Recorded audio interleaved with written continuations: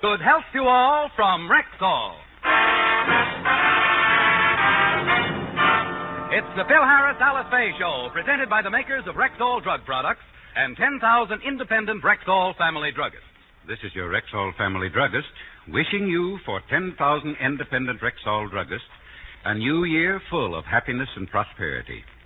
This year we hope to serve you better than ever. And though 1950 may see some changes on the American scene, two things will be the same. The orange and blue Rexall sign on our windows and the 2,000 or more drug products made by the Rexall Drug Company that we carry. Plenamons, Rexall's multivitamin capsules, is a good example. 2 Plenamon capsules a day give you more than your minimum daily requirement of every vitamin for which such requirements have been established, plus valuable liver concentrate and iron. And that's the kind of quality we family druggists are talking about when we tell you you can depend on any drug product that bears the name Rexall. Happy New Year to all from Rexall. And now your Rexall family druggist brings you the Phil Harris Alice Faye Show. Written by Ray Singer and Dick Chevrolet, with Elliot Lewis, Walter Tetley, Robert North, Janine Roos, Ann Whitfield, Walter Sharp in his music, yours truly, Bill Foreman, and starring Alice Faye and Phil Harris.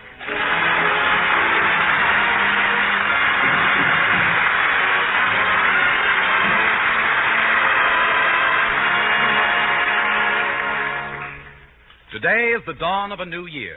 A dawn that brings the promise of happiness to some, of worldly gain to others, and despair to a few. At least that's the way it affects the members of the Harris household. Alice looks forward to it with happiness. I have a lot to look forward to this year. I'm a lucky girl to have 2 beautiful children and a husband to match. Brother William's thoughts run along another line on this New Year's morning. 1950. 1 year closer to the time my war bonds mature. And then there's Phil. Oh, my poor head. Oh, this is a 14-karat Clyde I got this. Oh, I've never had such a headache. No wonder you have a headache after what you did last night. You're right, honey, absolutely right. And that's the last time I read Shakespeare under a dim light. Philip, you look awful. What happened last night? Where did you two go? We went to a soiree at the Musicians' Union. Oh, heavens. Alice, is it safe to go to one of those affairs? Whatever made you do it? I don't know. Guess I like to live dangerously. What are you talking about? It was a very orderly party. The cops only had to use tear gas 3 times. I don't see how you can enjoy those things.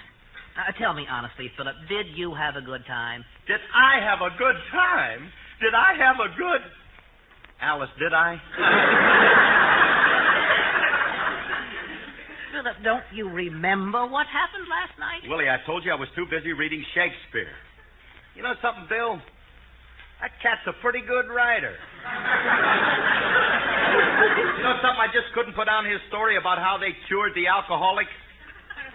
Shakespeare wrote a story about curing an alcoholic? Yeah, the taming of the stew.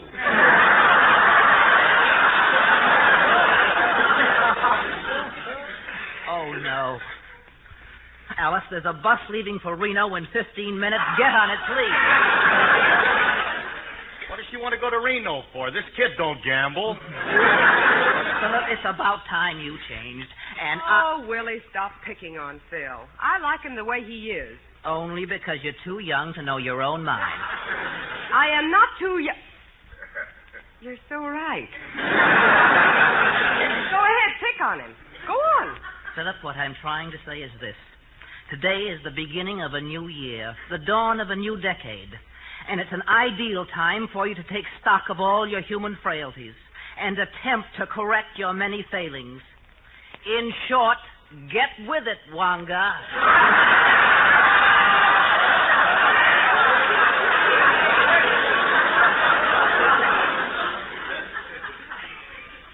this kid's got too much time on his hands.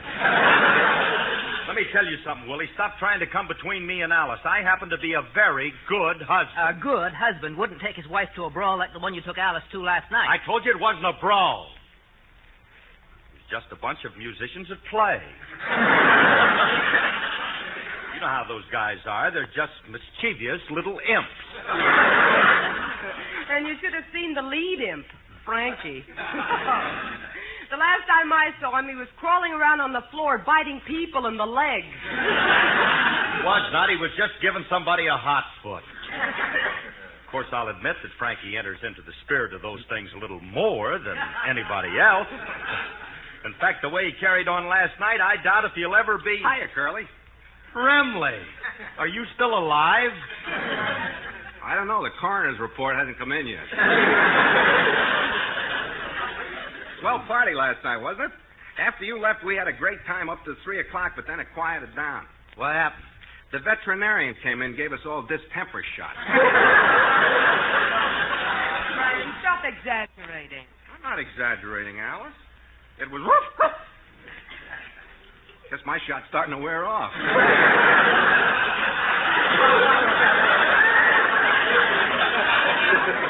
Why, that must have been the wildest affair you musicians ever had. Oh, I wouldn't say that. Last year's was a beaut. That's when we held our survival of the fittest party.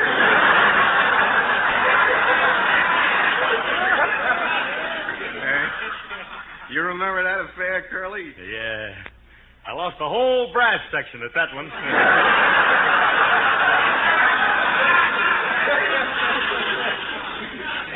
You know, Francis, you could stand a little straightening out for the new year, too. Curly? Yeah. What reform movement is little Carrie Nation on now? Eyes on my neck. He wants me to change my ways. Faultless little me. He thinks I need improvement. Isn't that ridiculous? No. You're not perfect, you know. Well, my fans think I am. I have universal appeal, and I'm loved by all three sexes, men, women, and children. Well, I get thousands of letters every week. Oh, by the way, Curly, I just came from NBC, and I brought your fan mail for this week. Here it is. One postcard. One lousy postcard? Go ahead and read it to us, Philip. Anxious to find out how your multitude of fans feels about you. All right, smart guy. I'll read it, and I'll guarantee it's full of raves. Listen to this. Dear Mr. Harris, I have followed your career in radio for many years, and I think that you're the most scintillating personality to hit the airwaves since Lucy Monroe.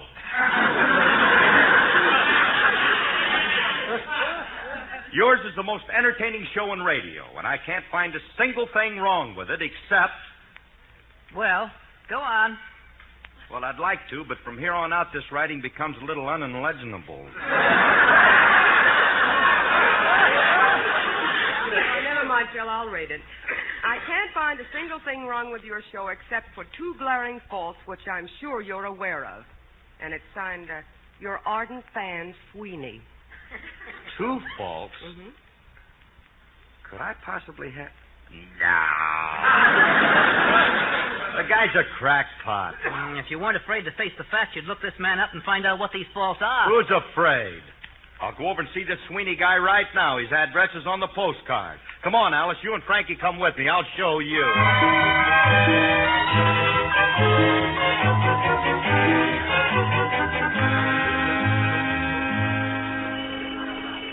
I wonder what this guy Sweeney looks like. Well, if he's home, we'll soon find out. Well, his card sounded like he's a very intelligent person. Oh, how do you do, sir? Gee, it's people. What was he expecting, a herd of llamas? Will you keep quiet, Remley, please, a minute.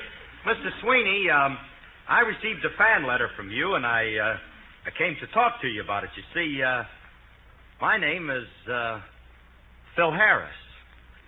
Phil Harris? You mean the Phil Harris, my favorite radio star, the greatest personality in the history of show business, the one and only... Oh, Mr. Sweeney, don't Let this boy talk.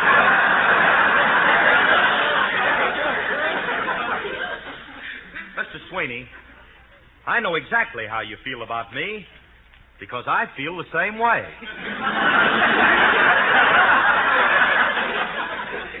Gee, to think that Phil Harris would come to my little house. No, it can't be.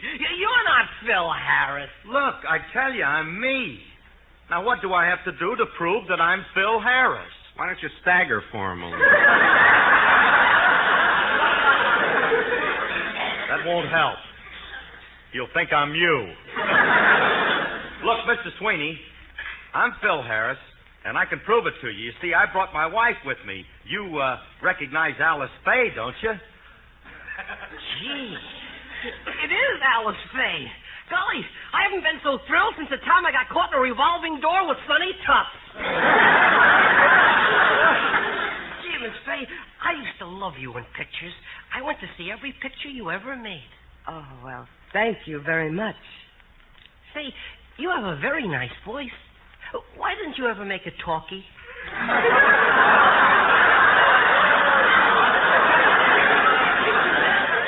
One more crack like that and I'll have Frankie bite you in the leg. I made talking pictures. Oh, I'm sorry. You got me so flustered, I don't know what I'm saying.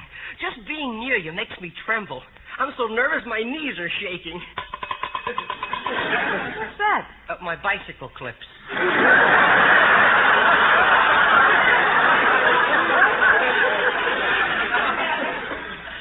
Bicycle clips.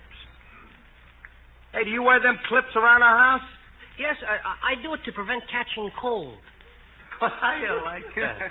That science is wonderful, ain't it, Remley? Yeah. Gee whiz, first antihistamine and now bicycle clips. What will they think of next? I must be dense. Hey, Sweeney, how do bicycle clips prevent you from catching cold? Well, the house is very drafty, and they stop the cold air from blowing up my trouser legs. Yeah.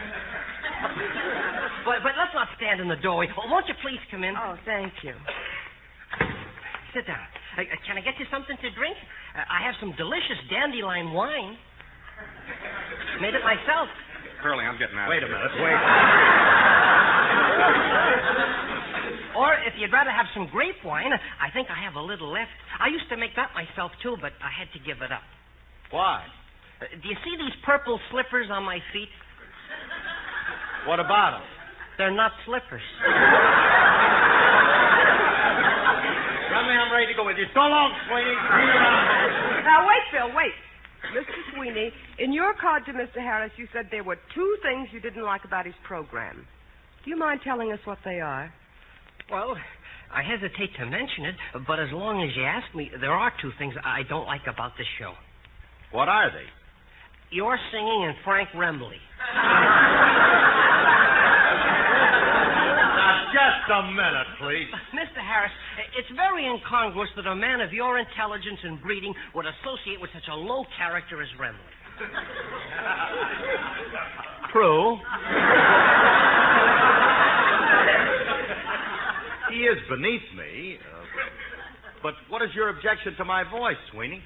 Oh, I have no objection to your voice. I love it. I just object to the way it's being wasted. Wasted? Yes. Your voice is far too good to be thrown away on the type of song you sing. You're great when you sing things like Old Master Painter. You have all the natural attributes of a concert singer. Ah, Sweeney, don't be ridiculous. I ain't never going to... Concert singer, huh?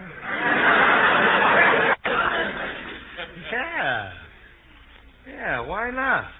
Why can't I be a great singer? Because of your voice.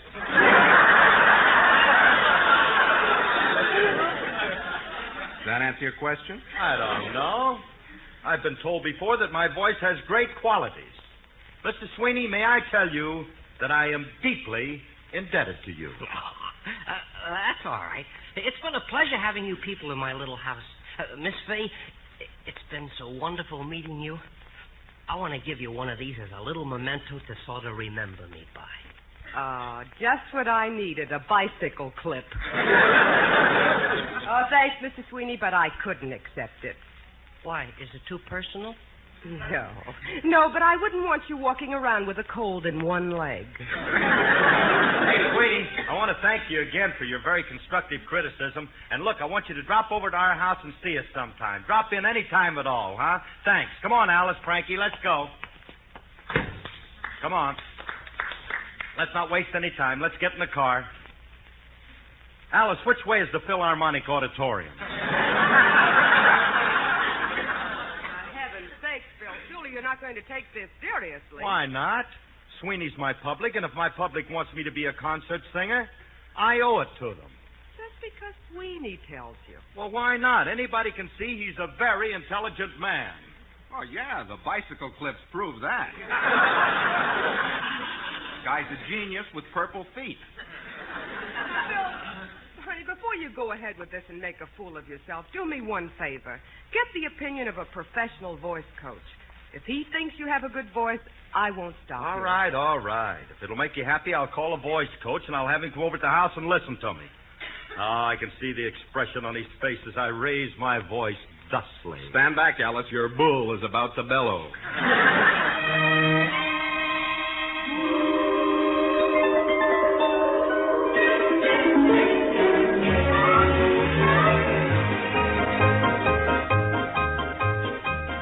Master painter from the faraway hills painted the violets and the daffodils. He put the purple in the twilight haze, then did a rainbow for the rainy day. Dreamed up the murals on the blue summer sky, painted the devil in my darling's eyes, captured a dreamer with 1,000 thrills. The old master painter from the faraway hills. Then came his masterpiece, and when he was through, he smiled down from heaven and he gave me you. What a beautiful job on that wonderful day. The old master painter from the hills far away.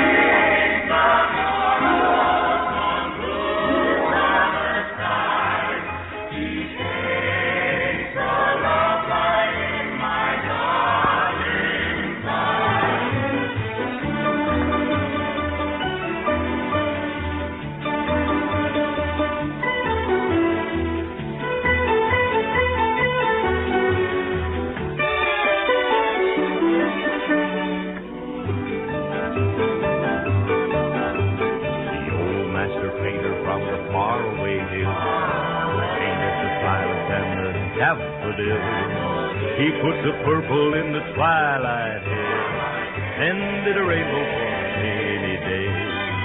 Dreamed up the murals on the blue summer sky, painted that devil in my darling's eyes, captured a dreamer with 1,000 thrills. The old master painter from the faraway hills.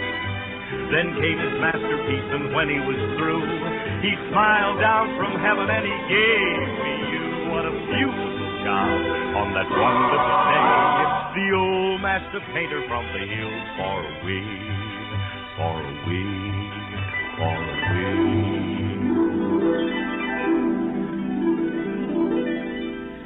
The old master painter from the hills far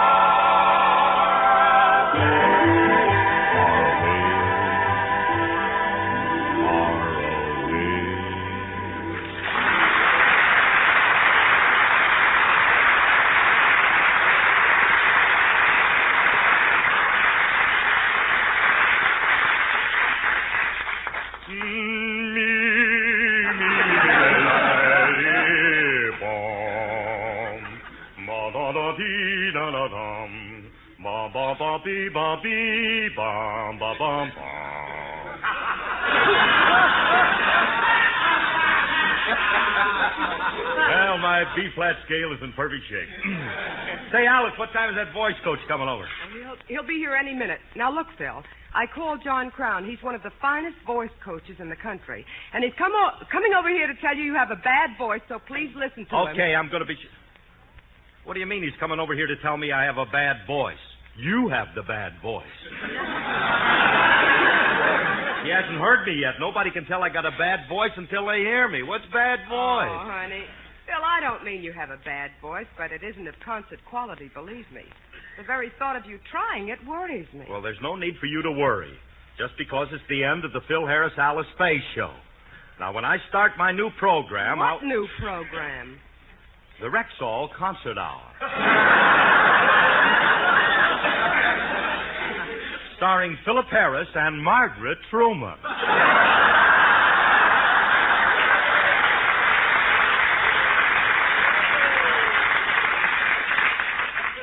Oh, Miss Truman is going to take my place, huh? But don't you fret, Alicia.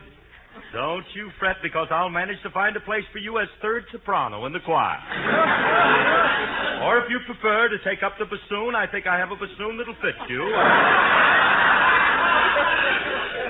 And now, if you'll excuse me, my dear, I must get my voice in shape, please. Hey, Remley, will you hurry up with that throat spray, huh? I'll have it ready in a few minutes. Okay. All right. Oh, I can hear me and Miss Truman doing a duet now.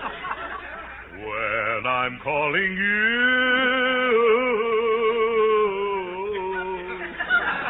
will you answer too? That means I offer my love to you to be yours. If you refuse me, I shall be below and waiting. Hold that, wait a minute. I work alone, Julius. The name is Nelson. Shall we continue, Jeanette?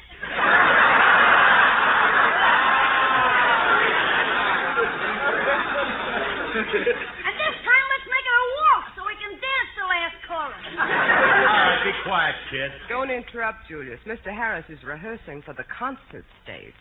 Oh, no! Oh, yeah. I'm thinking of making my debut next week.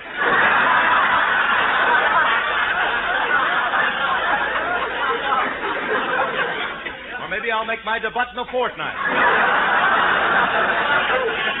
9 days. At the Philharmonic Auditorium, if you please, and I'll be a sensation. No doubt. I guarantee you set a new record for the auditorium. I wouldn't be a bit surprised. Hey, what's the record at the auditorium now? The last time I was there, the sign said the place could be emptied in 5 minutes, but I bet you cut it in half. Never mind, you little can stacker. I happen to have a very fine voice. All my voice needs is somebody to train it. I know just the guy. Who? Frank Buck.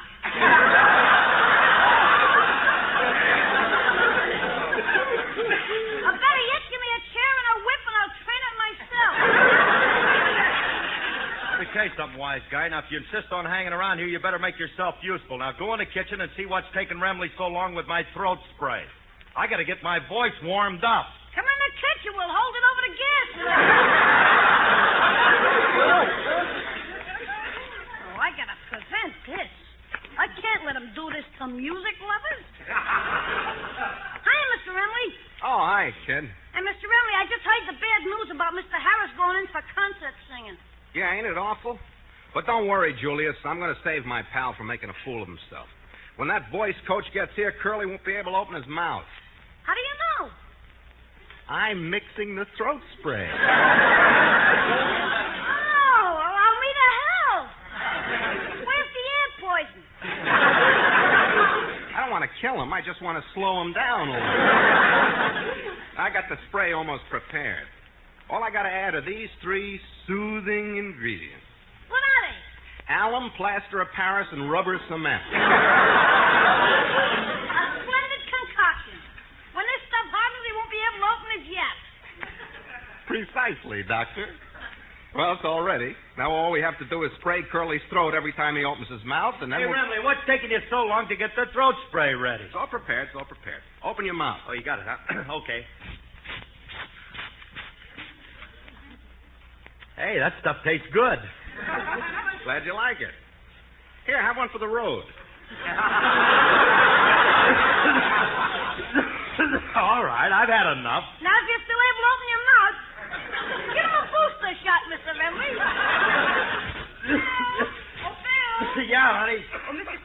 just arrived. Here he is. Ah, at last. My voice coach is here. Cut it out, Brimley. I've had enough, I told you. Mr. Crown, this is my husband, Mr. Harris. How do you do, Mr. Harris? Your wife has told me all about you, and I'm very anxious to hear your voice. And I don't blame you, Mr. Crown. You have a great treat in store for you.